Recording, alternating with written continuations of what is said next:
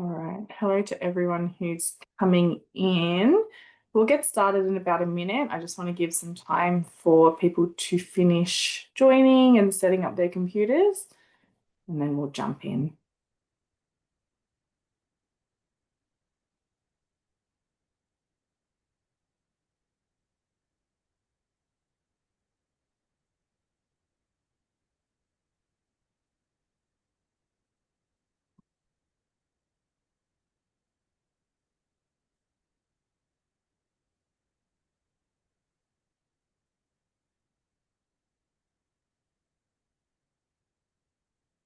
Probably almost with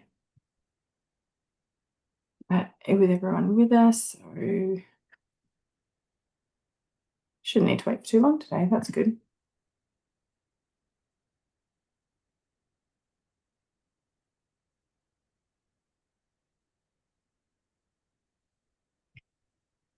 All right, I reckon that's a good number for us to get started. So let's jump in. Okay, so welcome everyone to our webinar this afternoon, talking about outdoor environmental education. So my name is Charlotte Walker. I work with our Future Students team based in Hobart, and I'm joined today by the fabulous Marcus Morse, who is actually the expert on this course and will do most of the talking. And then I have my colleague Rhiannon here, who will be helping with questions and the Q&A as well. So before we go any further, we'll just do our quick acknowledgement of country. So we acknowledge the Palawa and Pakana people of the Truita, the traditional owners upon the land on which we work here in Tasmania, and we pay respect to elders past and present as the knowledge holders and the sharers of this land. We honour their strong culture and knowledges as vital to the self-determination, wellbeing and resilience of the communities. And we stand for a future that respects and acknowledges all Aboriginal perspectives, culture, language and history. Let's jump in. So we'll cover a couple of things today, which will give everyone a really great broad overview of the course, but also the university itself. So we will look at the course itself, we'll touch on the university, but then some logistical information on how to apply and enroll in scholarships.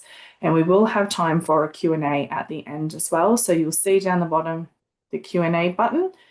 Any questions that you have, please feel free to put them into the Q&A as we go through the presentation. So we'll be able to type our responses in that section as we go. If it's something that we're going to need Marcus's expert knowledge on, we'll hold off on those questions until the end when we can sort of do a live Q&A chat. But please feel free, anything that comes into your head, pop them into the Q&A. Let's keep Rhiannon busy until we get to the Q&A section at the end. Lovely. And so just in case any of you don't know, these are just some quick facts about the University of Tasmania. We are very proud of our satisfaction that we get from our graduates, our graduate outcomes as well. You'll see they're 80% full-time employment, which is above the national average of 80%. But importantly, we have been ranked as #1 in the world for climate action once again. So this is something that the university is very proud of and is embedded across all of our courses. And this being a fantastic course, out in the outdoor, why wouldn't we be proud of and engaging in that climate action aspect of the world? I'm going to hand over now to the wonderful Marcus, and I'm even going to give him control of my computer, and he's going to run through the course with you all today. Take it away, Marcus. All right, thanks very much. So, my name is Marcus Morse, and my background is in outdoor and environmental education, both in Australia, and I've worked overseas as well in schools.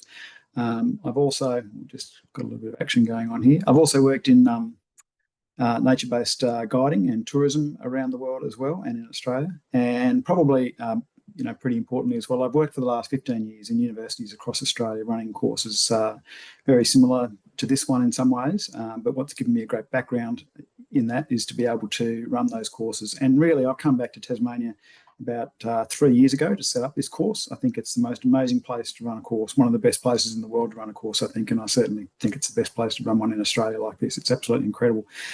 It's the first year we've run this course, and it's been incredibly successful. And I would have to say probably the best thing about this course really in the past year has been the students who have enrolled. There's been a really diverse number of students, diverse group of students who have enrolled, but Many students didn't know each other when they started the course, and now incredibly tight cohort who do a lot of their own outdoor work together as well. So that's fantastic. So I'll just start out talking about the course itself and why we set it up. We see a great opportunity for outdoor and environmental education in Tasmania, but also around the world as well. It's a growing area in 3 areas, which I'll just briefly talk about. The first one is in education, the second one is in tourism, and the third one is really in kind of parks management, ranges, things like that as well. So I just in terms of education, really, that could be in the form of early childhood education, in terms of nature-based schools or bush kindergartens. They've really taken off in Australia. Also in primary schools and secondary schools. And really post-COVID, there's a lot of outdoor work that's been taken on in schools as well, particularly given the increasing kind of research around increased academic performance combined with outdoor activities as well. So that's really great in terms of working in schools. The second area is in the nature-based guiding, and if we think about things like tourism, it's a really growing aspect, particularly in Tasmania, but across the mainland as well. And one of the areas that a lot of people are really working with now is the idea of nature-based tourism and adventure tourism, nature-based guiding. So that's really where we're working with there. Really, I'll talk about it in a little moment, but really what we're saying is it's a particular way of education, a particular way of interpreting the environment, which applies to schools, but it also applies to working with adults as well. And that's really where we're coming from with that angle with nature-based guiding. And then also we see a real growth area as well in terms of working in parks management and as cultural officers, things like that as well. So they're the kind of key areas that we're really aiming at with this course, and that's where we believe the opportunities are as well. See if I can, oh, there we go, great.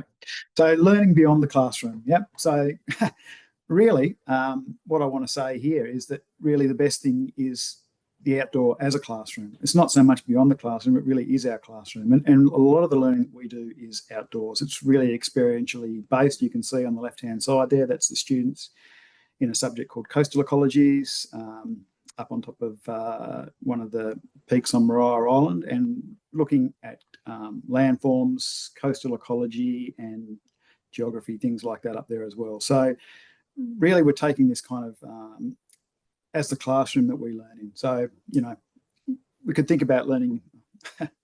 Charlotte, I might get you to take that one back if you can. The control might work a little bit better, I think. So we'll just go back to the previous one. I think, you know, one of the things about working in many places is if we think about, you know, you could teach somewhere like, you know, in Europe or somewhere like that, and I've got a friend who talks about this as well, which is, you know, if you're working in a place like that in schools, you've got these incredible places like museums, art galleries, all those things which have got incredible history and are amazing places to learn. But what we've got in Tasmania in particular, but across Australia as well, is incredible places to learn outdoors, incredible natural environments, but also cultural landscapes. In Tasmania, we've got more than 40,000 years of cultural history and stories in the landscape. We've got ecological stories in the landscape. We've got all this learning that we can do in the landscape, and we can really engage people in the landscape. And as I said, you know, that could be at a local park with a primary school group. It could be with a group of older students. Equally, it could be with a group of adults who are out on a kind of commercial guiding trip as well. So all these things fit together in a particular way if we have a really great understanding of how we might actually be able to teach and learn in the outdoors. Slide. Thanks. And this is what really hangs our course together, I would say, this place-first idea.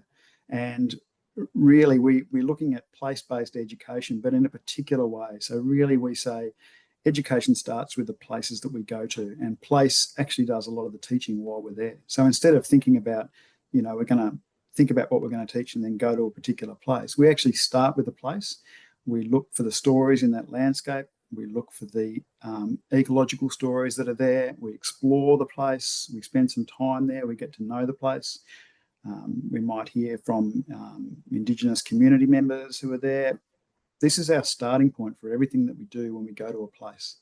We think about the kind of forest types, the coastal ecologies, those kind of things. And that's really what we start with. And that's our kind of That's our hook to get people in. It really engages students. That's how we want our students when they leave to teach their students. So we teach in that way. So, this year when I think back on the course, the way that we teach in the outdoors is like this, and people see that, they get a chance to practice it, and they get to lead in that way as well. So that's really what our courses hang on. Thanks, Charlotte. And this is the last of these kind of initial slides. The fourth slide on this is the idea of the future possibilities. And we're really looking at trying to do things a little bit differently. We're trying to think about different ways into university. So this course is really set up as a kind of experiential, hands-on type of course. So a lot of learning outdoors, a lot of different types of learning. So potentially getting students who might not otherwise come to university engaged in university learning in this way. And then also think about kind of different pathways out. So what we've been able to do, and we'll talk about this in a little moment as well, is being able to nest a series of courses together. So there's a shorter course, a 1-year course, there's a 3-year course, and there's some extended versions as well. And this gives you the option to kind of come along, do a common first year at university, and then think about where you might like to go. It's really taking the idea of saying, yes, I love being in the outdoors and I love learning in the outdoors, and I'd like to have a career in the outdoors, and then come along for a year, try a few different things, and then think about the pathway that you might like to take. So that's really how we've set things up. Thanks, Charlotte. And that's a good segue, I think, into where it might lead. So really the key ideas I've talked about is one would be working in schools, and it could be working in schools as an instructor, as a lead instructor, or working with different schools. Some of our graduates are able to do that as well. Equally, if you were to link up with a Master of Teaching degree, and I'll talk about that in a moment as well, then you can be a fully qualified teacher in a school, run outdoor education and other areas of the curriculum as well. Then there's the idea of working in tourism or adventure guiding, nature-based guiding, so really a hands-on idea of that. In Tasmania in particular, many of the larger kind of tourism operations have actually started pretty small. So we work with that idea of being really exceptional guides working in a company, but many graduates are likely to go on and start their own adventure or nature-based guiding ideas as well. And then the third area is really to environmental management, parks and wildlife, or community-based sustainability efforts. Really, that's the third prong, I would say, of where people are going. So it's really diverse in terms of where our students might go, but it is quite focused on where those career outcomes are. And we work with industry, and we've got partners that come in and teach and work with us, and teach into the classroom as well as in the outdoors, that really set students up very well to make some good links in that area. Thanks, Charlotte. Awesome. So here's some practical examples. I think, as I said, you could be an environmental educator or an outdoor educator working in a school. You could be an outdoor adventure guide or a nature-based guide. There's certainly a lot of that in Tasmania, but across the mainland now as well. And being at university is a great way to get a hands-on kind of practical experience in that as well. So many of our students who have just finished in the last week at their university studies for the year are now jumping in and doing some part-time guiding over summer. And that's when the busy season is in Tasmania, and many of them have got work doing that as well. So that's really great. And then the idea of park rangers and cultural officers, and with things like joint management in parks, particularly in New South Wales and Victoria, this is becoming quite a growing area as well. So that's really great. And natural resource management as well. We have quite a few students who might move into those areas as well. Thanks, Charlotte. Okay, fantastic. So what I'd like to talk about now is the courses. This has been a great opportunity because what we've been able to do, because it's the first year we ran it this year, we've been able to set up the course from scratch, and we've been able to put it in a really efficient way and a really worthwhile and meaningful way to engage people, but also offer those kind of options that I talked about as well. So we've got three key options. One is a Diploma of Nature-Based Guiding, which is a 1-year standalone course. We've got the 3-year Bachelor of Outdoor and Environmental Education, which is really the key thing that holds everything together. This 3-year degree is the main piece, and I'll talk about that for the most of this. And the other option is to do the Bachelor of Outdoor and Environmental Education and a Masters of Teaching at the same time. So that's our third option. I'll just say at the outset that in terms of if you are interested in teaching and getting a Master of Teaching or being able to teach in schools as a fully qualified teacher, there are a couple of different ways that you can go about that in Australia in general. The first way is to do a Bachelor of Education, which I'm not going to talk about at the moment because we don't, we have that at UTAS, but I don't work in that area. That 4-year degree will qualify you as a teacher. The second way that you can do qualifying to be a teacher is to do a 3-year or a 4-year undergraduate degree, which is what the Bachelor of Outdoor and Environmental Education is, and then do a Master of Teaching, which sits on top of it as an initial teacher education course. And then you're fully qualified to teach in a school. So normally in this situation, it would be a 3-year course followed by a 2-year Master of Teaching. What I'm going to talk about with the third option here also is a different way of being able to add or be able to actually do it in an accelerated way and do it in 4 years. So hopefully I'll be able to make sense of that. I'm sure I'll have a few questions about this at the end, but that's fine. Thanks, Charlotte.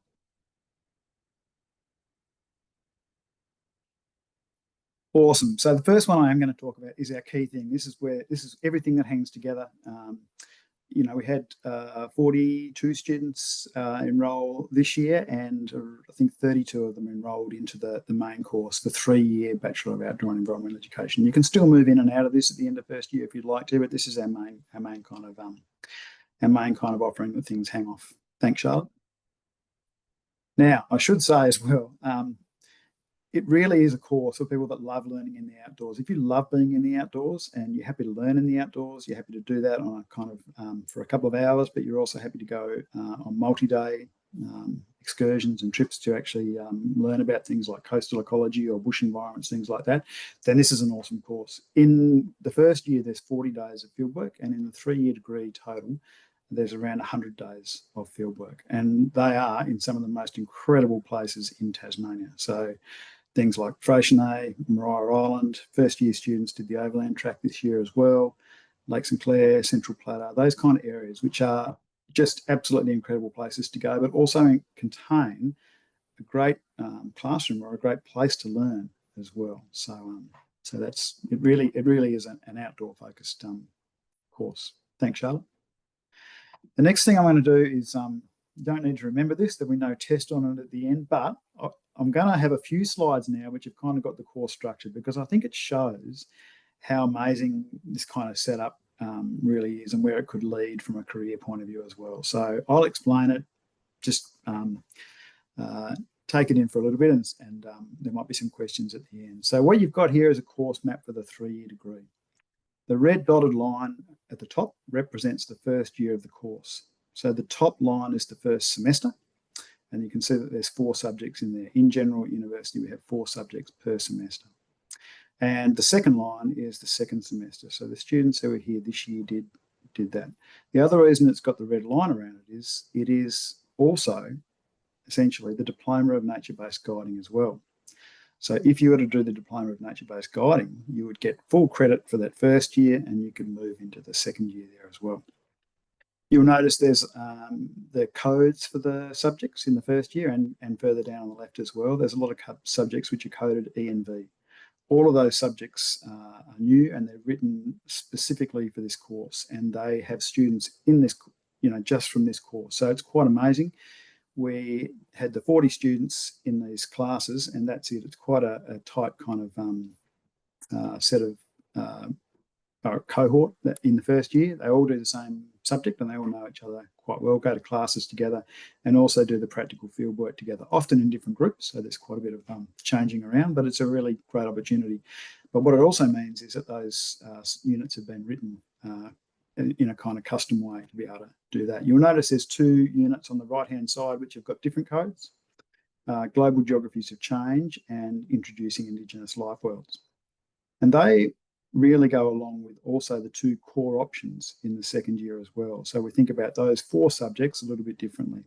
They are complementary to the outdoor and environmental education area, but they also offer the 4 subjects that you would need to be able to teach a second area if you were going to do Master of Teaching in a secondary school, because they offer enough subjects to be able to gain the humanities and social sciences entry to Master of Teaching, and that would enable you to teach in 2 different areas. And I've taught in schools. I taught maths and science and outdoor education, and it's great to have a few strings to your bow, really, because you don't always want to be teaching out. Well, some people would probably like to always be teaching outdoor education, but I really enjoy working with students in the classroom with other subjects and being able to also get to know them through the outdoor education. So in this course, everybody comes out with humanities and social sciences plus outdoor and environmental education, and that enables you to go into a Master of Teaching. Even if you come back to it 5 years, 6 years later and decide that's what you want to do, then that career pathway is still open to you because you've got those subjects that sit inside there. You'll also notice that there are a lot of electives sitting there. There's 8 electives that sit in there. So the other options that you've got, for example, might be to use some of those electives to actually set yourself up to teach in a different area like maths or science or English. So you might choose, 4 English subjects that you would like to do while you're studying. You can do those independently of the environmental subjects. And then at the end of it, if you chose to go on and do your Master of Teaching, then you would have the prerequisites to become an outdoor education, humanities and social sciences, and an English teacher. So that's a really great opportunity. Equally, if you really like the idea of doing outdoor and environmental ed experiential stuff, and that's really your focus, and that's the key kind of thing that you want to do, there are other things which you can add in here as electives. There is a larger double elective subject, which is outdoor education extended experience, which involves a longer trip of a little over 2 weeks and quite a lot of kind of political and cultural understanding about the place that you're going into as well. And there's also some pretty amazing subjects. One of my personal favourite ones is one called Unigo, which is another double subject where students go overseas for 3 weeks to somewhere usually in Southeast Asia and might work on a sustainability project for 3 weeks. There's some classes to do beforehand as well and a series of kind of assignments. But essentially, if you're in that subject, then the university pays for your flights and also for your accommodation and food and stuff while you're over there. So those things are really great opportunities and a great way to use the electives. Okay, so that's one option. I'll just say one thing. When you're looking at this setup here, just remember how these 8 electives sit in this way, because I'll talk about this a little bit later as well when we talk about doing the Master of Teaching in a shorter time frame. So what I'm talking about now is really this 3-year degree that's standalone, and you can do the Masters afterwards. The second year is really, so the first year of our degree really is focused on community building, on safety, and on place-based education. That's our key focus area, whether it be for education in schools or for nature-based guiding. That's our key focus across there. When you move into second year, it's on leadership, on extended journeys, and also on health and wellbeing. That's really where the second year is. And the third year sits really tightly around the idea of education and pedagogy. You get the chance to actually teach the first years. So third years do near-peer teaching with the first years, and also to be able to teach into schools as well. So there's some programs where you do that, and you can also find your own kind of work integrated learning as well, where you go out and do some work in the industry, either in with outdoor operators or schools independently as well. So those options are all there. So it's kind of mapped out pretty clearly over those 3 years. I'm going to add one more thing. I'm sorry about the map, but I'm just going to show you a slightly different map. What I'm going to do is move 2 of the first year subjects into second year and move 2 of the electives into first year, and I'll explain why when Charlotte hits the next button. Awesome. So what you see here is exactly the same subjects. So you come out with the same degree, but I have moved environmental interpretation and safety and leadership in outdoor environments into second year. You can move the other ones if you'd like to. It doesn't really matter too much. But what I've done now is you can see the electives are set up in a particular way. And at UTAS, all of the majors in different courses are set up with exactly this idea: 2 first year, 2 second year, and 4 third year. So if you know that you really want to do a major in marine Antarctic science or a major in ecology, I've got one student doing a major in plant science as well. If you know that's what you want to do, then you can start that in first year, and you can move pretty clearly through the major. And UTAS has a list of majors as well. Okay, so that's the way that's kind of set up. You've still got, no matter what you do, you've still got 2 to 3 environmental outdoor subjects each year. So that's really great. You've still got that cohort that's face-to-face. You do trips with, you really get to know them, and then you kind of explore as well another area that's really got your interest as well. Awesome. Thanks, Charlotte. don't really know how I'm going for time, but I'll keep going. So there is field work involved as well. There's already field work inside the course, but there's extra field work available. So one of the core options is a subject called Outdoor Journeys Extended, if you really love the idea of doing that. And this is a subject where in second year where students actually do a lot of the planning, they do a lot of the thinking around the politics, the cultural history, the geological issues, or the kind of the background, Indigenous histories, things like that. Do a lot of research about a kind of a journey, and then they run the journey. They lead the journey, they prepare it, they do all the risk management for it, things like that as well. So that's great. And in third year, there's also this double subject, which you can pick as an elective as well. And then that's the Unigo one down the bottom that I was talking about as well. So there's plenty of opportunities for field work. There is also quite a bit of class work as well, which I'll describe shortly. So one more slide.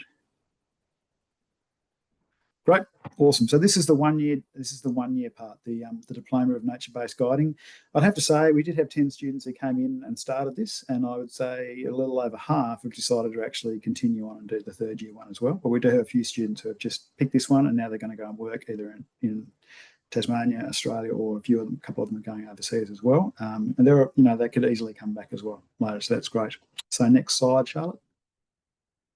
So you can see that the subjects involved with the Diploma of Nature-Based Guiding are the same as the first year of the 3-year degree, apart from one core option. So there is an option that sits there, which is more business oriented. And the idea there is that if people come in and they want to do a 1-year degree and they're really interested in starting their own company or something like that, then that's an option as well. So we do that. Even if you go into second year, you still get credit for that. You just use that subject as an elective and then do the other subject that sits on top as another elective. So it's still a really good option. I should say as well, you probably noticed that the first year subjects are pretty amazing. Like, the Tasmanian coastal ecology subject is incredible from week one. We're really straight out into the Derwent estuary, looking at foreshore, at birds.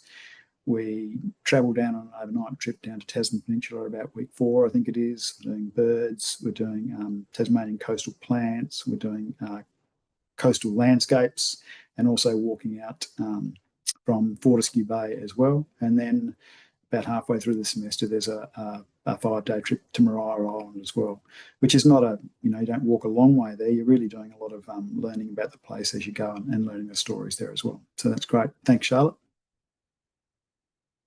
I mean, the main thing with that 1-year degree really is that you can transfer it, or alternatively, if you're doing a 3-year and at the end of the 3 year you think, oh, you know what, I would like a bit of a break, then you can leave with the Diploma of Nature-Based Guiding as well. So that's a great option.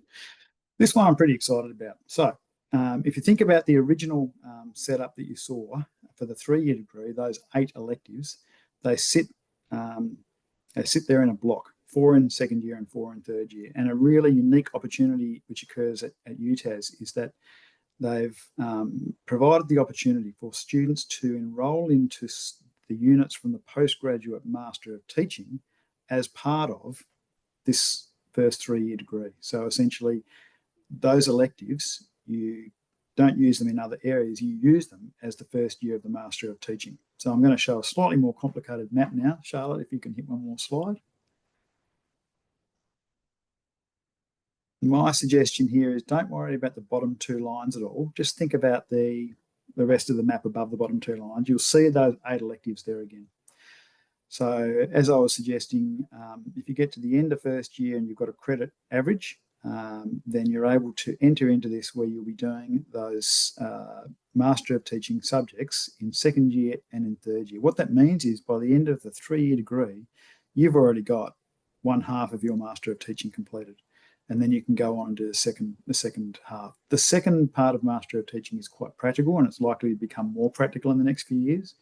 So that's really perfect for the setup that we've got. You'd be doing a lot of the kind of the theory, the background, the knowledge building ideas in your Master of Teaching in second and third year, while you're still doing some of your outdoor ed subjects.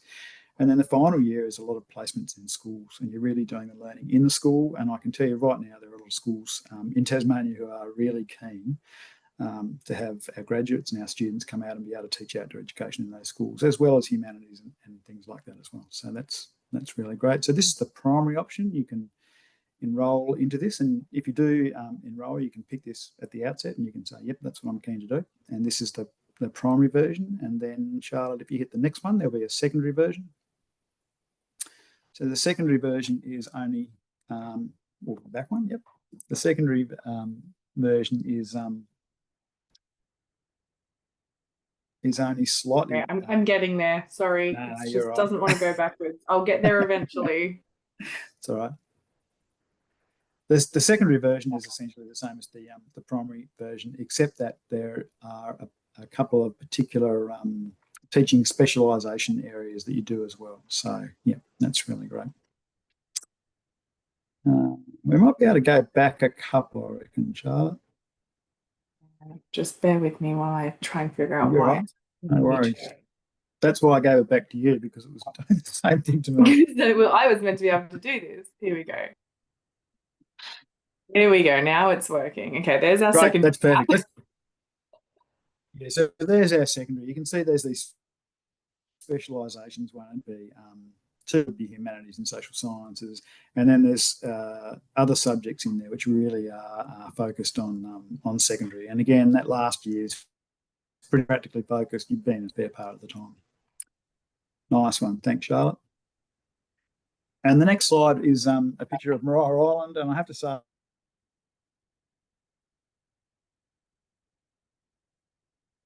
this is a really great trip, and really good ecologies and the stories that are in the land. So being able to read formation, biology, the cultural stories, the cultural history that's here, ecology, but also the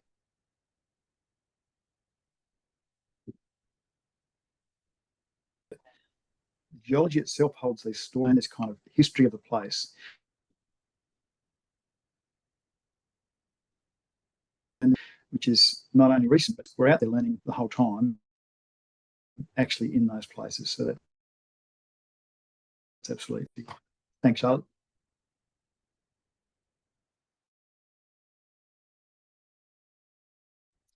I think the other thing that's really,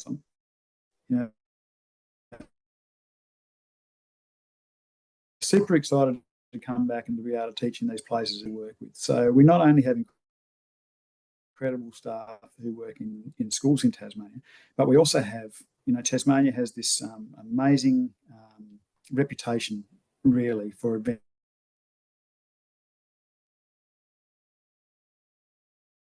and nature-based guiding as well, and many of the field officers and things like that as well. So we have people with a great deal of experience, and we're able to go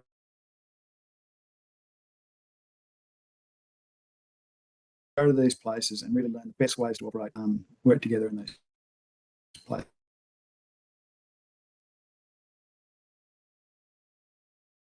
as well. Thanks, Charlotte. And I'm pretty sure the next slide is going to be talking about kind of a week in the life of the students. And the other thing we've been able to do about starting the course from scratch, which is really great, is we've been able to arrange the timetable to just the way we'd like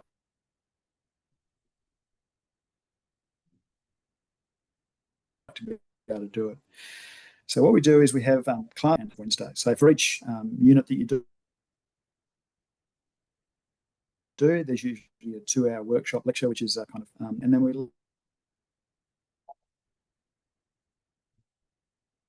leave Thursdays and Fridays aside for fieldwork session where you're doing some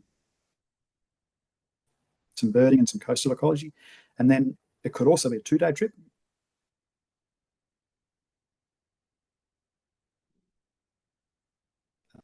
About week 3, we go up to Mount Maria Island, Central Plateau. They can all be kind of 4-day trips, but they run Monday to Sunday. So our classes are Monday, Tuesday, a little bit of Wednesday, and then Thursday, Friday, and some weekends we do field work. Obviously, that's pretty busy and pretty hectic. So some weeks there's no field work on as well, and that works out pretty well. It's a great opportunity to kind of catch up on the readings and do your own trips as well if you'd like to. Thanks, Charlotte. And the next slide will show you where the course is actually situated for the classroom sessions. I have to say we have been incredibly lucky with our timing with this course. We have got access to this building, which is really our building for teaching outdoor and environmental education It's the Philip Smith Centre. For those people who know Hobart, it's pretty much close to the middle of town, but just on the edge of town, just where the Domain is, up near the swimming centre. So what you probably can't see with this slide is just on the other side of this building where we work is an incredible bush kind of grassland area. And it's also got access down to the Derwent River as well, but we can do a lot of outdoor teaching in this place. It's a beautiful old building. It's got beautiful lighting, and it's just been recently done up by the university, and it really does have incredible teaching spaces. But probably the best thing from our point of view is it's nearly all outdoor education students Monday, Tuesday and Wednesday on the second floor of this building, really doing all their classes in there. So you get to know the place, you get to know the people. It's a nice, relaxed place to come and work. There's a lounge on the top story, and it's got really great access to town. It's kind of only a 5 or 10 minute walk into town as well. So that's really great. We've been lucky with that. It means that we have our own kind of space. Some other classes, like the KGA subjects as well, you still go to the Sandy Bay campus to be able to do if you do those face to face. But for the outdoor subjects, we do them here. So that's really great. Thanks, Charlotte.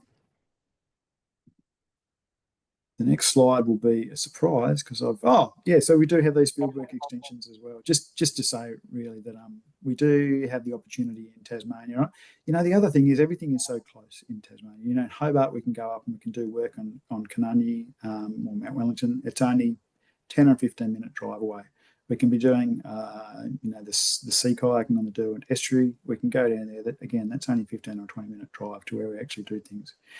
Equally, we have the opportunity to do some world-famous, world-renowned longer trips. And we're not going there just in the sense of, it's a trip and it's there to have fun. We're really there to put in practice what we learn about things like safety, about leadership theory, about learning in those places from the political history of the area.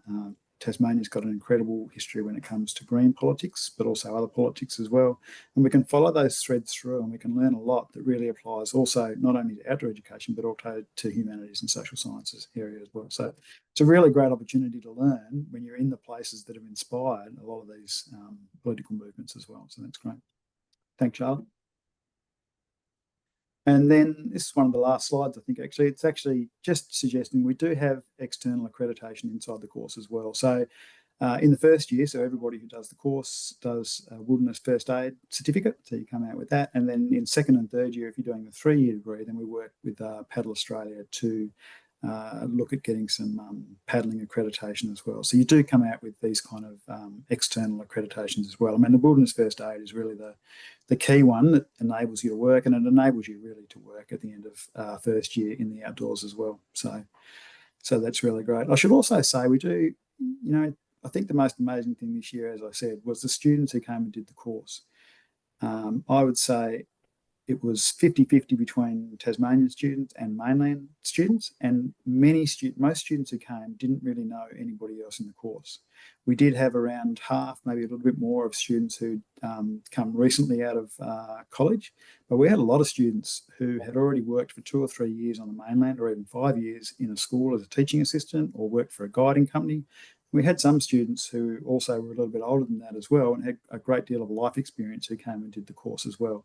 And that mixture of people coming together was really, really quite amazing, in that people who came in brought a great deal of knowledge and depth in one area, and we could kind of share that across the group. So that worked really well as well.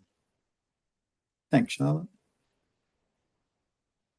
All right, I think this is where I take over and you can rest your voice a little bit, Marcus. That was incredibly detailed and a really great overview. Surely we don't have any questions outstanding after all of that. But all right, so the logistics of, now that you've heard about the fantastic course, how do you actually get into that course? So all of our applications are done in-house because we are the only uni in the state. It means that we can manage all of our applications personally, which is really fantastic. It means you just apply directly through our website. Any page you're on, there'll be a red apply button. Just follow it there. And we really just want to know who you are, what your study background is, and what you want to study with us, outdoor education. And then we assess all of that in-house and send you an offer. When you receive an offer, you can accept it. That gets you all your login details so that you can access the student systems, which is then when you do your enrolments. Applications are still open. We will continue to accept applications basically up until the semester begins, which for semester 1 is about the 21st of February next year. I would recommend applying earlier than that to give yourself time to be assessed and go through the administration of enrolling. But technically, we would accept an application that late. And then you enroll in your units. And that's where you look at those schedules that Marcus showed us earlier and you choose your units. And sorry about all the technical difficulties today. I do apologize. So it's a very simple process and there's lots of help along the way. We have lots of systems in place to help students with all of these processes. And then a lot of questions that we get that go along with how to apply and how to enroll is what is our course going to cost us? Now we have basically the way that domestic fees work is the cost of your total degree is dependent on the cost of each individual unit that you study. So they could all be the same cost or they could vary a little bit depending on whether it was a sciencey unit or a humanities unit. Most Australian students will choose to defer their fees to what's called a HEX loan, which is a loan held with the government that you repay through tax once you're earning. The threshold has just changed up to about 67,000. That's when you start repaying it through tax, essentially. There are subsidies on all these fees because it is under a Commonwealth supported place, which makes it cheaper for students to study. And then we do also have scholarships, plenty of scholarships. I will note that most of our scholarships have closed. A lot of them do close on the 31st of October, but not all. There's lots still open and anything that falls under what's called our support to study banner is still open. So I would recommend anyone who is looking at applying, do your applications for your courses and then jump onto scholarships and have a look through the scholarships portal as well. We recommend students to apply for as many as you can because you increase your chances. You can receive multiple scholarships if they fall into different categories. So you can do all of that at the same time, and then you can apply for your accommodation as well. So if you are moving inter or intrastate and you're coming down to Hobart, there are accommodation options that we offer. So these are just the ones that are run by the university, located in the city and on the Sandy Bay campus. And we have a shuttle bus that runs between all of our facilities. It's free for students to do as well. So if you're studying in the classroom, then you might be looking at the city accommodation. But if you're doing an optional major in one of the sciences or a humanities, you might choose to live on Sandy Bay campus and then catch the shuttle bus into the city for those classes. So there's lots of different options. And then, of course, there's private accommodation that you could organise for yourself as well. So all of these applications are still open and we would encourage you to run through them all in the same amount of time so that it's all organised at once and it makes life a lot easier when you can sequentially just do everything. And then once you're a student, this help doesn't stop. We can help you with everything we've talked about so far. And once you're in, there's unending amount of support and help for students who are enrolled at the University of Tasmania. So that might be study support, where you go along to a student-run study session, which we call PASS. You might choose to make an appointment with a student advisor because you just have got no idea what we're talking about when we say referencing and all of that. So you might want a little bit more help to help you around that. There's also a free orientation program called UniStart that all students can access before semester starts to help you brush up on those skills if you're a little bit, you haven't come straight from year 12 and writing an essay maybe seems a little bit scary. There is a free program to help you do that. We also have career guidance and career support for students, as well as emotional wellbeing counselling and mental health assistance as well. So I encourage all students when they get their logins to have a look through the student portal and see what support's there. You might not need it straight away, but it's great to know it's there for when you do need that support.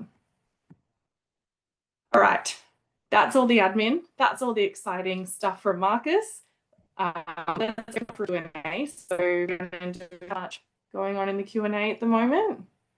Sorry, I was just in the middle of answering a question as you called on me. That's all right. There are two questions, one from Rosie and one from Matilda, which are similar, which I've elected that I think we should answer live because they're quite similar. Marcus, I'm not sure if you might have touched on the timetabling earlier in the piece. I did hear the word timetable, but I was typing. So essentially questions around how often will there be field work on weekends is Matilda's question. And then Rosie said, so typically uni is 40 hours uni a week and working full time. With trips, what would a standard week look like hour-wise for field work versus a non-field work week? Yeah. Okay. Great question. Perfect. So the time in the classrooms, Monday and Tuesday, essentially, you've got 2 hours for each subject. So you'd have about 6 hours of classes on Monday and Tuesday.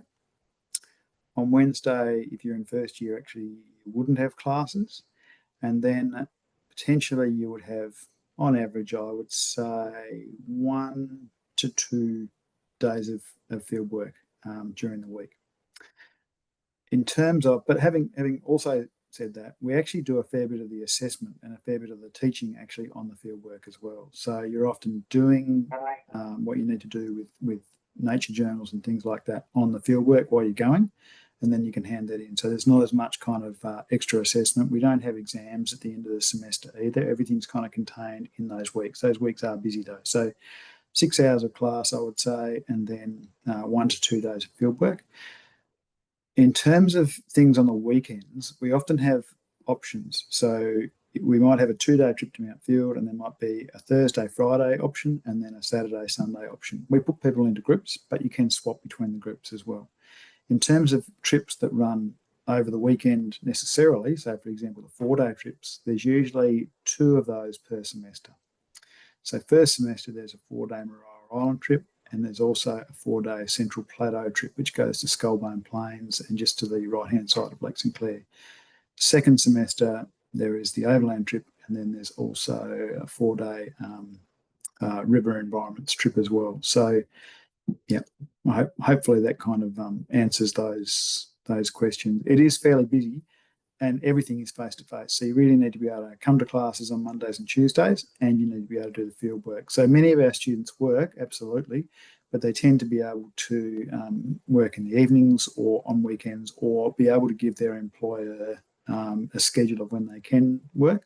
Some of the people that in the course actually work in schools 2 days a week as well, and they're able to kind of move those things around. We're fairly flexible where we can be in terms of the practical work.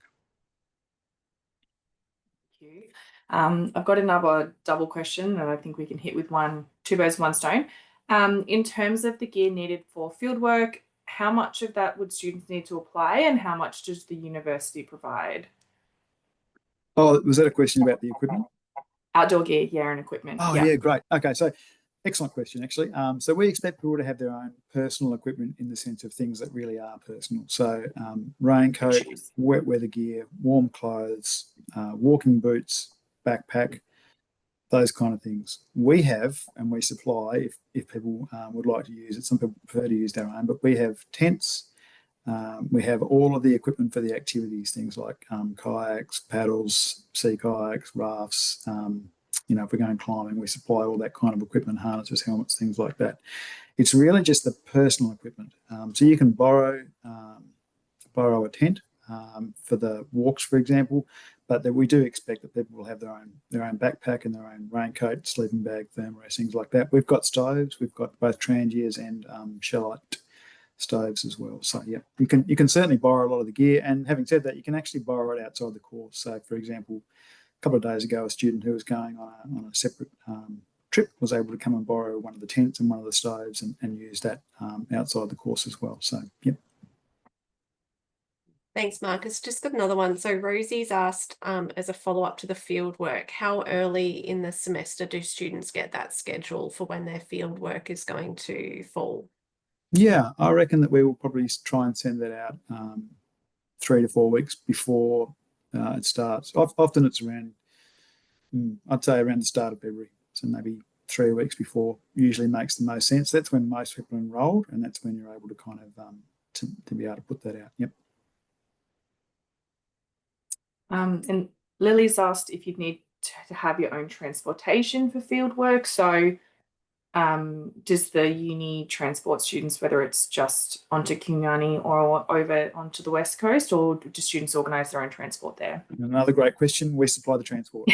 So, when we're going long distances, obviously it's so much more efficient and so much more sustainable just to go in one vehicle. So we tend to run groups of 10, with one instructor. So we usually use like a 12-seater HiAce bus and a trailer. We all meet at the Philip Smith Centre, pack the bus, head out, and that's the way it works. Even when we're going to Canungi or navigating at Risbrook or Waterworks, places that are only 20 minutes away, we still offer that.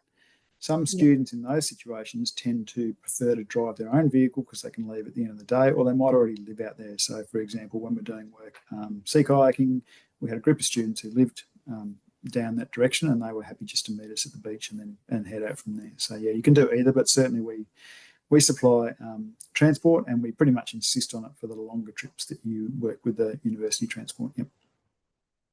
Thank you. So we've just got another question, sorry, Marcus. In terms of the outdoor adventure activities, so obviously including rafting and hiking, what are some of the other activities that are including, like, do they include rock climbing, canyoning, etc.? Good question. One thing I will say is that really part of this course is a different way of approaching outdoor and environmental education. We might have in our mind that a lot of outdoor education really is about the activities and about the adventurous side of things.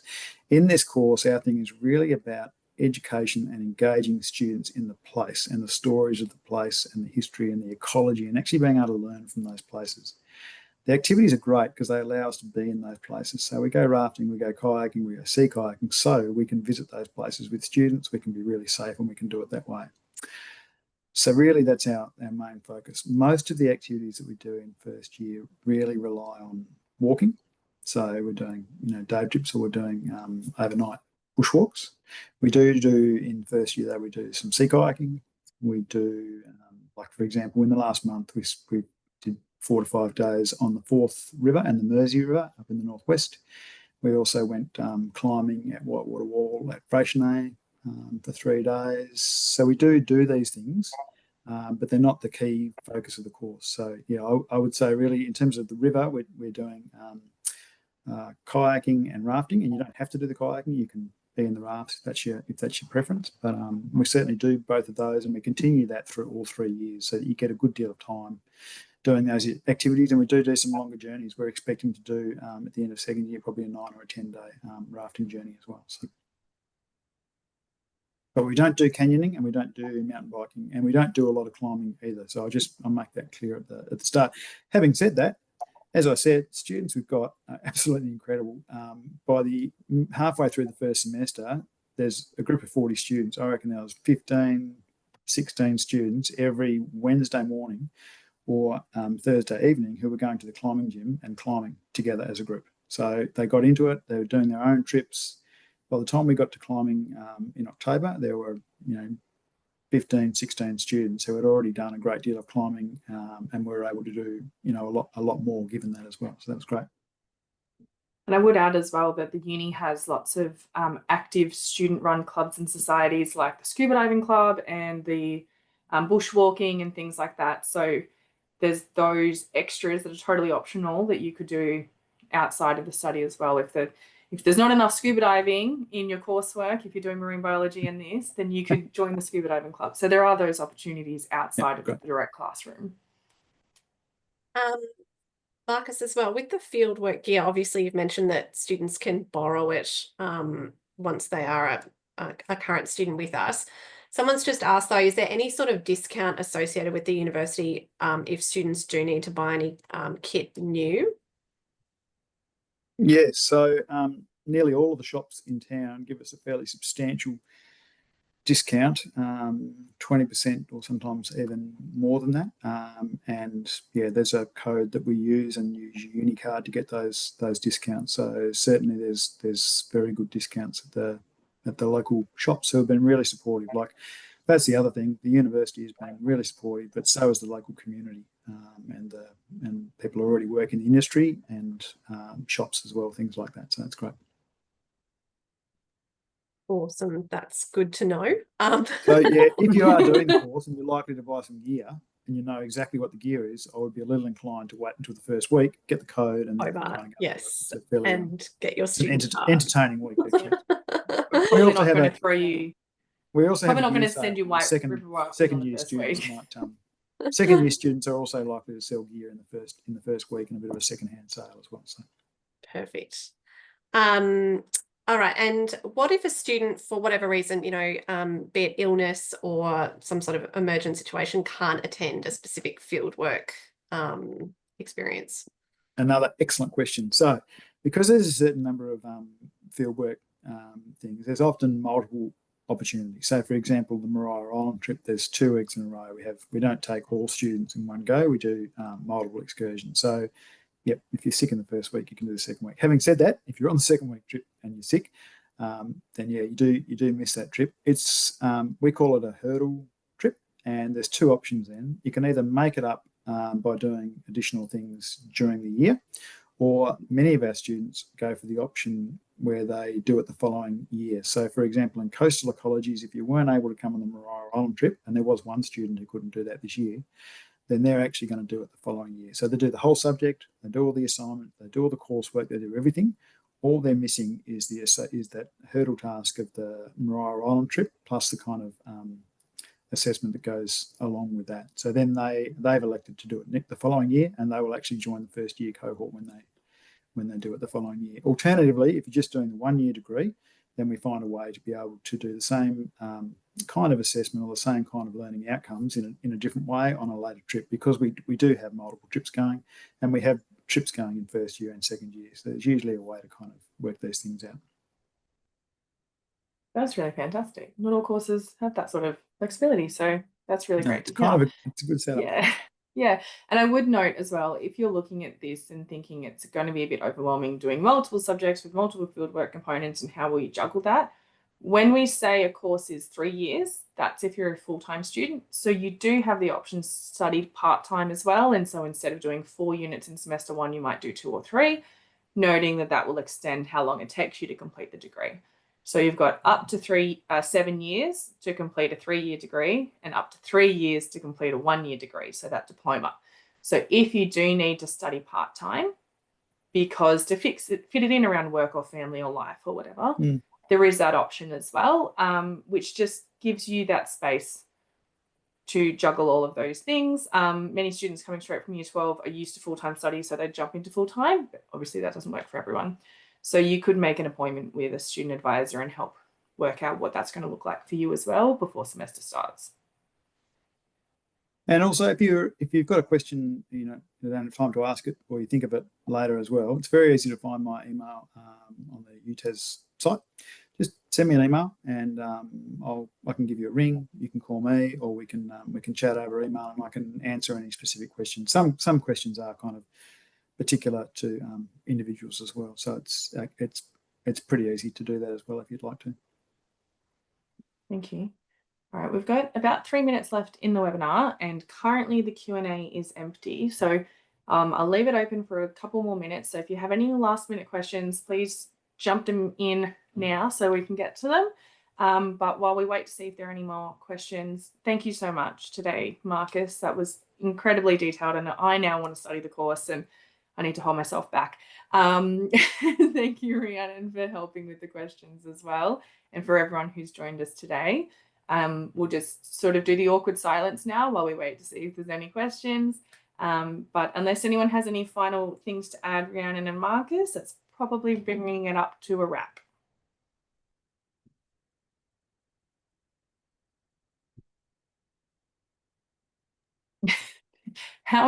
That's a great question, Cameron.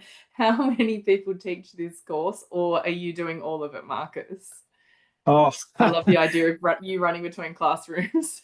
Yeah, good question. I don't do all of it, that's for sure. So we've got this year we had 3 folks. There was myself, Pip was also teaching, and a guy, Nate, as well. So there's 3 of us, and there was 3 subjects each semester. So essentially each of us took 1 subject. Having said that, if I think about the subject I took in second semester, I taught all of the lectures, so 2 hours each week, and I organised the fieldwork. But when it comes to the fieldwork, it was often with multiple instructors. So if I think about a 4.5-day trip we did to the Forth River, we had somebody who owns one of the rafting companies in Tasmania come and teach, and we had one extra person who's a kayak instructor and teaches in New Zealand and on the mainland Australia. He came down and helped to teach as well.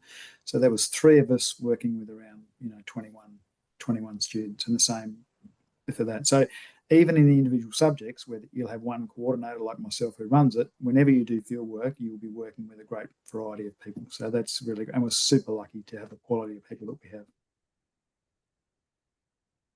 Thank you. We've just got a question about subject enrolment that Rhiannon will be able to handle there, so don't need to do that one live. We will answer it, Georgie, just not don't need to do it live. Okay. And you'll actually get to meet some of the second year students as well, which is great. And we do have new staff who are starting next year as well, so it's good. Great. Sounds like there's a great community set up as well with the. It's amazing. It's really great. The people I can imagine the people who have met each other for the first time this year and now know each other after doing all these trips and classes together will be lifelong friends, and they will be meeting each other, working in schools or in the industry for the next, 20 or 30 years as well. So that's great. Really? A few thank yous coming in, so there might not be too many questions. So I might close up in about a minute just so we can finish answering Georgie's question. If I cut it off and you're halfway through a very long question and I cut it off and you haven't been able to send it, you can send any questions you have directly. Like Marcus said, you can look up his contact details online or just like on the contact us page on the university website. Please send any more inquiries that you have there. Our teams in the contact centre and future students can answer those. And if it's too complicated for us, we will always reach out to Marcus and get the answers as well. So please feel free to do that. Can you do the 3-year course and add on the Master of Teaching if you change your mind? Yes. So you've got a couple of years once you completed your 3-year degree to come back and do your Master of Teaching. So you could work in industry and then come back and do it as well.